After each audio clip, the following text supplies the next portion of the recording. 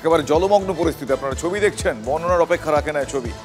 বৃষ্টি না থামায় জল আরও বেড়ে গিয়েছে ঘাটাল এলাকার দাসপুরে। পরিস্থিতি আরও খারাপ হওয়ার আশঙ্কা করা হচ্ছে। জল বাড়তে থাকায় প্লাবিত এলাকায় খাবার পানীয় জলের সমস্যা। এই মুহূর্তে সেই ছবি আপনারা দেখলেন। বিস্তীর্ণ এলাকা প্লাবিত হয়ে গিয়েছে।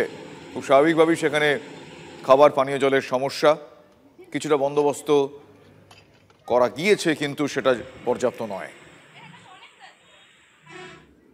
জল পেরিয়ে এসছি, দেখুন না, এক ছাতি করে জল পেরিয়ে এসছি।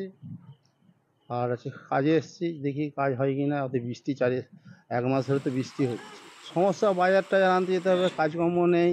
তারপরে আছে বয়স্ক ভাতা যে দেয় সেটাও দেয় দিদির সময় দিতে পারেনি। দিনের পর দিন এই ছবি, বছরের পর বছর এই ছবি বদলাচ্ছে না। রীতিমতো ডিঙি করে, নৌকো করে রাস্তায় পারাপার করতে হচ্ছে তাদের। রাস্তা নদীর আকার ধারণ করেছে।